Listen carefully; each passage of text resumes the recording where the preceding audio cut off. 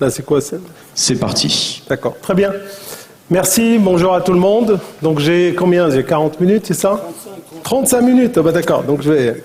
Ok, donc le sujet, c'est tout simple, c'est du fantasme de l'hyper-intégré. On fantasme trop sur l'hyper-intégré à la réalité de l'hyper-distribué. Bon, vous avez tous déjà entendu parler de Gondrange, Florange, Goudière. C'est un vaste pont de l'industrie qui a oublié d'innover, qui se délite aujourd'hui. Alors la question, se pourrait-il que cette situation se reproduise demain pour nous, ces ouvriers spécialisés modernes, ou chevilles ouvrières de nos usines à logiciels? Donc on va essayer vraiment de répondre à cette question-là. Et là, je vais démarrer par, en espérant que ça va fonctionner.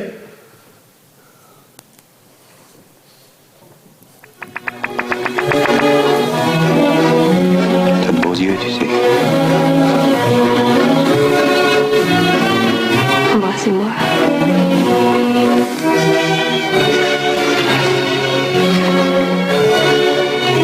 Qu'est-ce qu'elle a dit?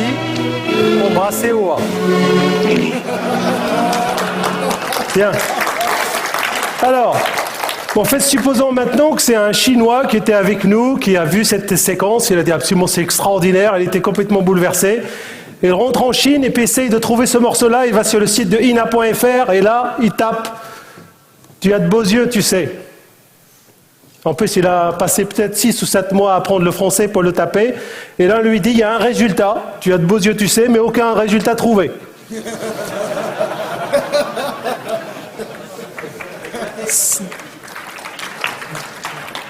Plus grave encore, ce même Chinois merveilleux, c'est peut-être un extraordinaire développeur logiciel.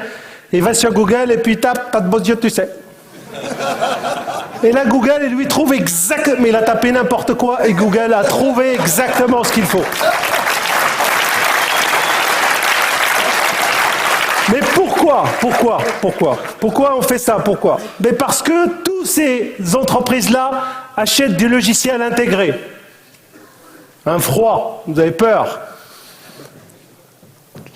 Toutes les entreprises achètent du logiciel intégré. Ils ne font que, en quelque sorte, se faire l'architecture par les éditeurs.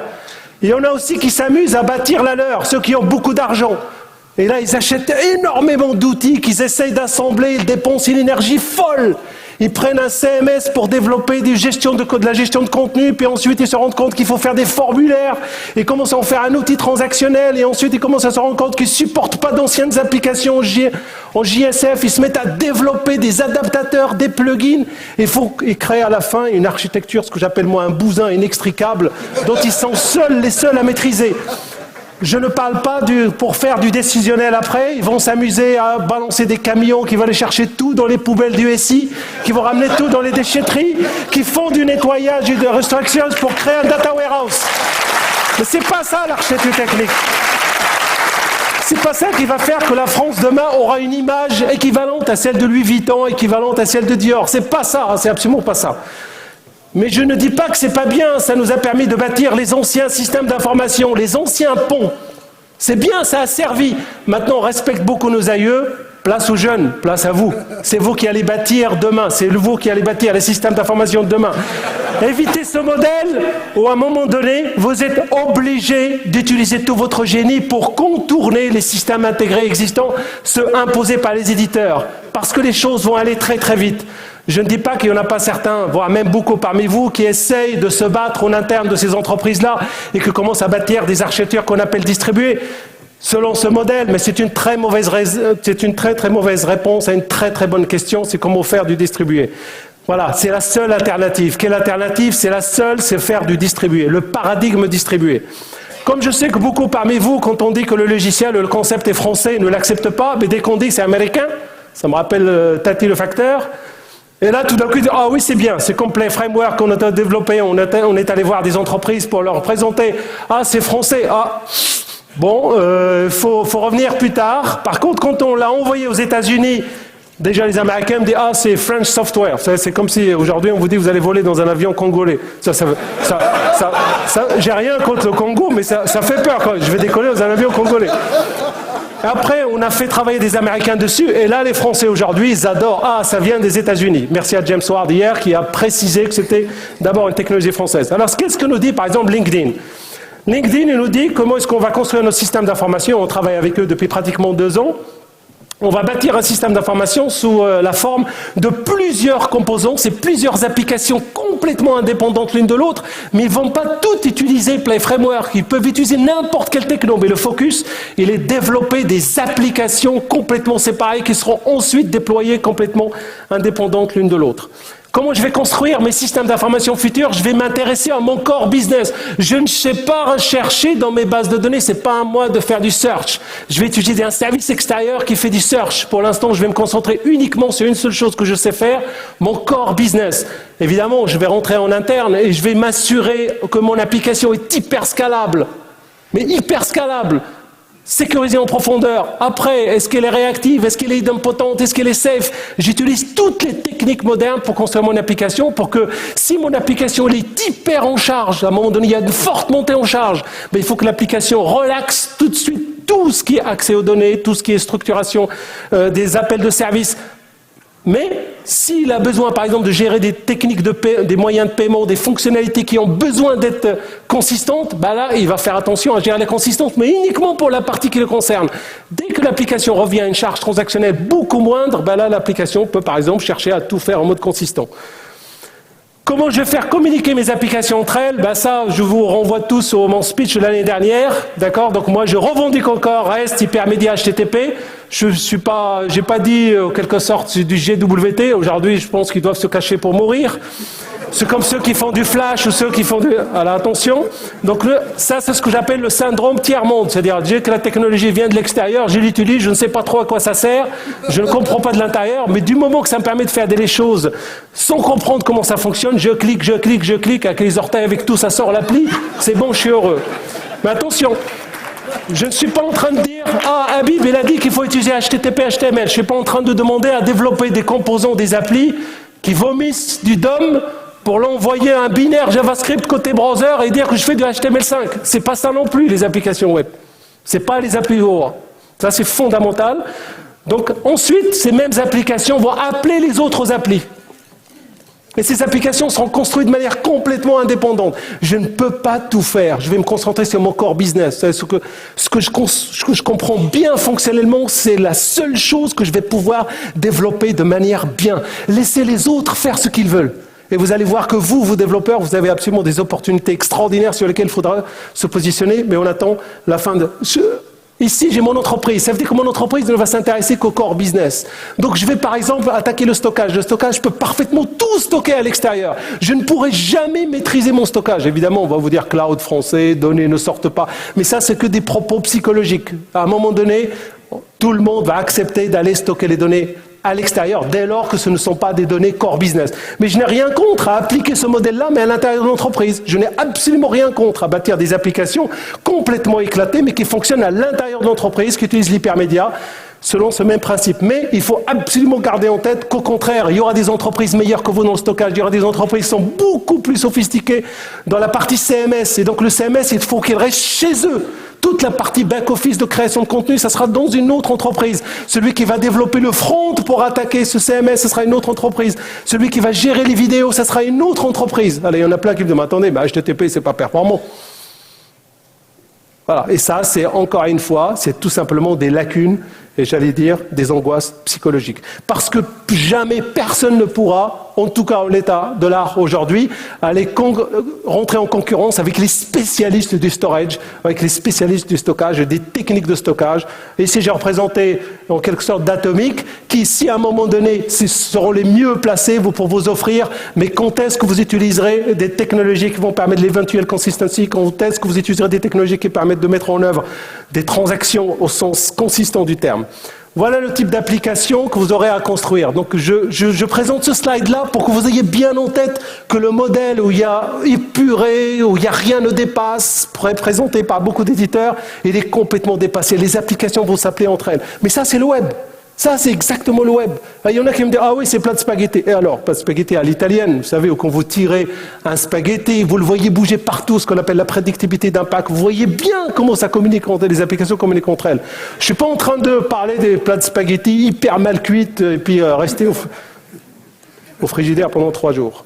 En fait, je présente, moi aussi, je fais en quelque sorte un dessin beaucoup plus simple, beaucoup plus joli. Ben voilà à quoi ressemblera en quelque sorte les systèmes d'information qui vont sous-tendre les nouvelles chaînes de valeur. C'est le business absolument hyper sophistiqué. Et moi, je suis sûr qu'il y a beaucoup de génies ici qui demain vont prendre cette petite problématique, ils vont en faire leur business. Ils vont se concentrer pour mettre en œuvre le software qui sera la référence dans le monde et que toutes les entreprises viendraient l'utiliser pour bâtir le récit. Parce que ce sera le seul qui aura compris ce problème-là. Ça sera peut-être je vais pas sortir de nom, mais ce sera peut-être effectivement une société française, et on le souhaite nous, ou ce sera même une personne. Ce sera le seul moyen de bâtir des ouvrages aussi merveilleux que ceux-là. Voilà. Et là, ça fait appel à énormément de technologies. C'est extrêmement sophistiqué. On n'a pas bâti ça avec de la pierre.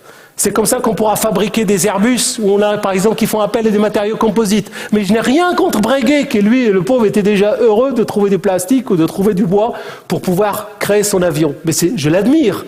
Mais voilà où est-ce qu'on en est aujourd'hui, dans un avion où il y a énormément de matériaux extrêmement divers et variés. C'est quoi ces matériaux? J'ai une application qui utilise Play, une application qui va utiliser Grace, une application qui va utiliser Spring, une application qui va utiliser PHP, pourquoi pas. Le problème n'est pas d'en créer une architecture intégrée pour sous-tendre toutes les autres applications.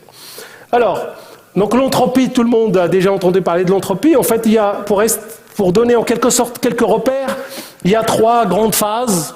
Voilà, on va prendre 3 grandes phases, la phase solide, la phase liquide et la phase gazeuse. Il faut faire très attention.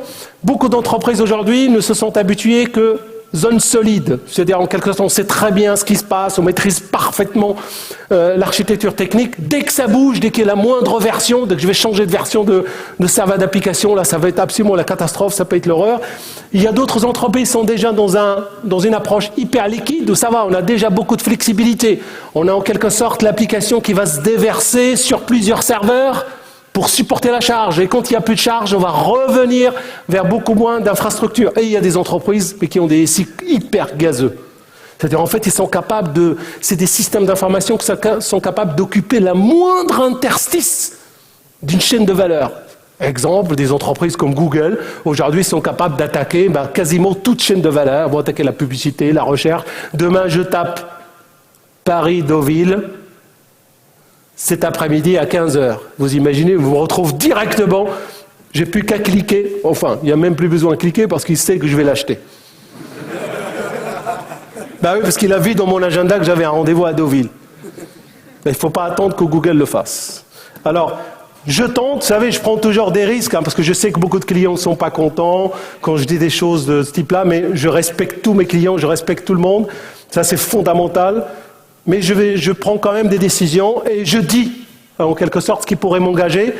Voilà, des sociétés comme Google, comme Amazon, qui sont vraiment dans un monde hyper gazeux. Ils ont des capacités d'adaptation absolument phénoménales, extraordinaires. Quand d'autres entreprises, ils essaient de courir, mais c'est normal. Ils ont aussi un passé à traîner et je veux dire, ils sont relativement tranquilles parce qu'ils passent relever les compteurs à la fin de chaque année dans beaucoup d'entreprises sur lesquelles ils ont installé des cathéters sur l'artère fémorale et tirent la quantité de sang quand ils veulent, comme ils veulent, en fonction de la bourse, en fonction des actions. Alors, pour récapituler, c'est quoi un système intégré?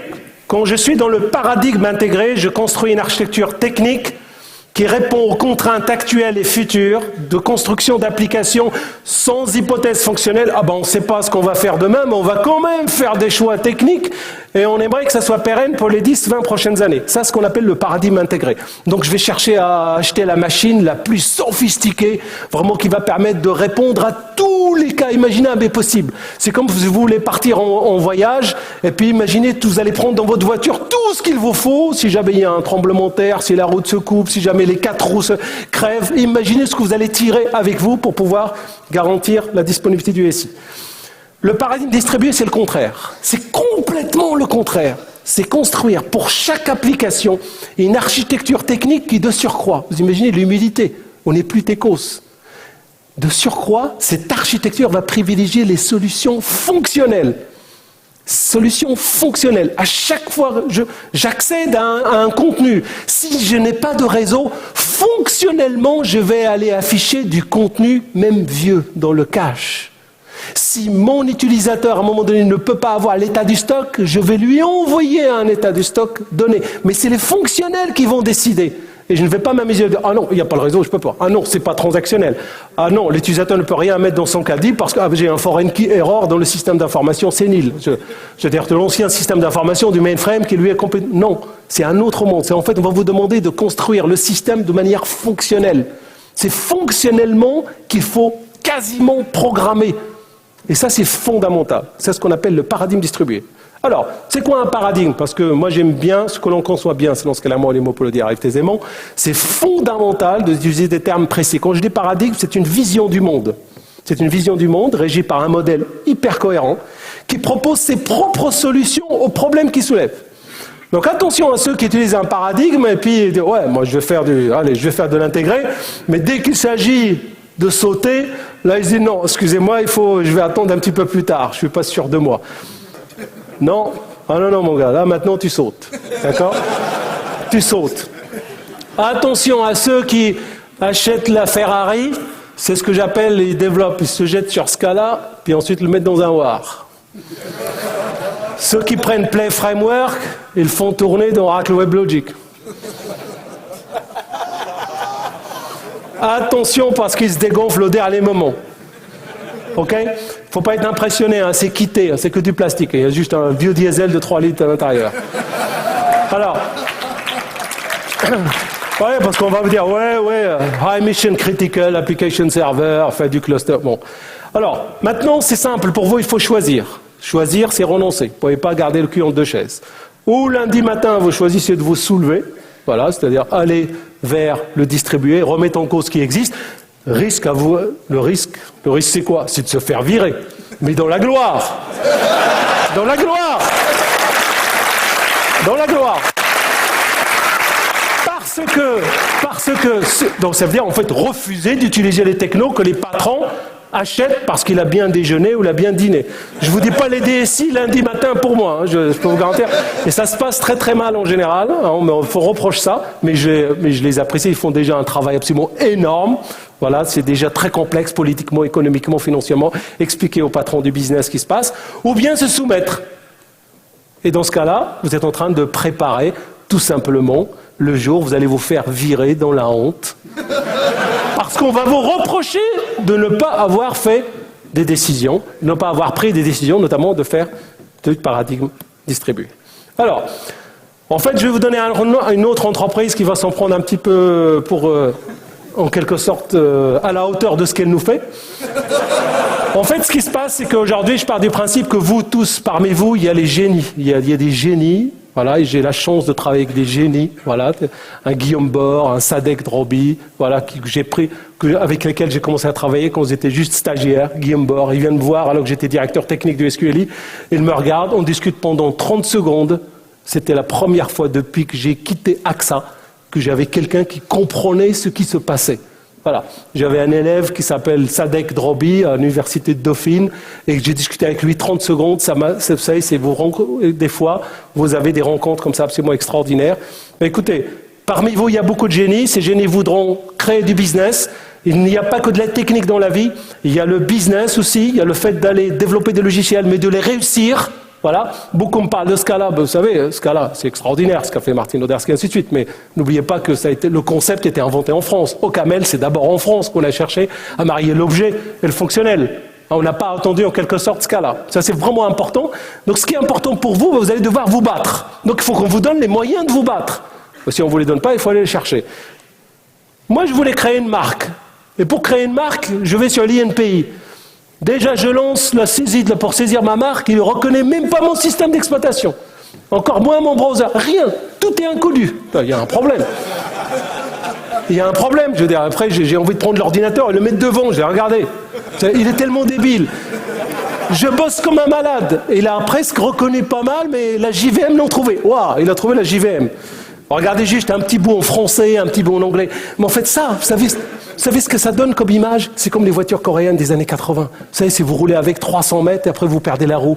Mais en fait, ils ont mis pratiquement 20 ans, 30 ans à remonter cette image de marque mauvaise. Il ne faut pas qu'on joue ce jeu-là. Et ben là, je me suis battu. À la fin, il m'a dit que c'était OK. Après 4 heures. Et après, il me fout les boules. Il me dit, vous allez installer un truc. Vous allez installer un truc qui va complètement publier tout ce que vous avez sur votre ordinateur sur la planète entière. On appelle, il y a une dame extraordinaire, elle m'a dit, vous savez, mon métier n'est pas la technique, mais je suis spécialiste des marques. Et je lui dis, mais attendez, vous avez vu ce qu'il nous fait quand même? Je lui dis, moi sur Facebook, sur Google et tout ça, j'accède à mes mails, il ne me fait jamais ça. Il m'a dit, mais vous imaginez, ça c'est une marque, c'est national. C'est ça là. Alors, je répète la question. Se pourrait-il que cette situation se reproduise demain pour nous, ces ouvriers spécialisés modernes, cette chevée ouvrière des usines à logiciels? Moi, je pense que non. Si lundi matin, vous décidez de, rebooter et changer radicalement de paradigme. Ça, le lundi matin, 8h30, 9h, vous arrêtez devant l'entreprise, vous respirez un grand coup. Si vous voulez que demain, rien ne change, il faut vraiment que tout change aujourd'hui. Sachez que l'économie du web est encore entièrement à réifier, c'est-à-dire entièrement à chosifier, entièrement à créer. Il n'y a rien d'inventé encore. C'est vrai que la Silicon Valley a une énorme avance, mais je peux vous garantir qu'il n'a pas gagné la course, et nous on travaille avec eux, et on voit à quel point aussi on peut apporter, et on voit qu'il y a une concentration de génie logiciel qu'il faut vraiment, en quelque sorte, exploiter. Il reste à inventer tous les maillons des futures chaînes de valeur. Il y a tout à inventer, il y a plein d'endroits aujourd'hui, il n'y a rien. Il y a plein d'endroits, il n'y a absolument rien, il faut le créer. Elles seront certainement basées sur des SI complètement hyper distribués et OA. Ce qui est fondamental à retenir, c'est que le génie informatique français se doit d'agir pour sauver la France. Attention, c'est important et je mesure mes mots. Par l'innovation au service du fonctionnel. Donc il ne faut pas en quelque sorte se complaire à faire de la technique en tant que finalité. Bien sûr, c'est important de faire de la technique parce que quand vous voulez développer un service qui va se prendre dans la figure 1 milliard de transactions par mois, je peux vous garantir qu'il ne faut pas le fabriquer n'importe comment. Mais par contre, il faut s'intéresser aussi au fonctionnel, c'est-à-dire à l'user experience, par la construction d'architectures techniques hyper distribuées et à entropie toujours plus forte. Plus vous maîtrisez la complexité, en quelque sorte, de l'interconnexion d'applications sans fonctionnelles, plus votre application, effectivement, pourra apporter de la valeur et bâtir ainsi les plus géniales des œuvres logicielles de la planète. Et tout ça, ce qu'on va faire, génial, vous savez, il faut faire du génial, c'est fondamental, c'est pour sauver notre job.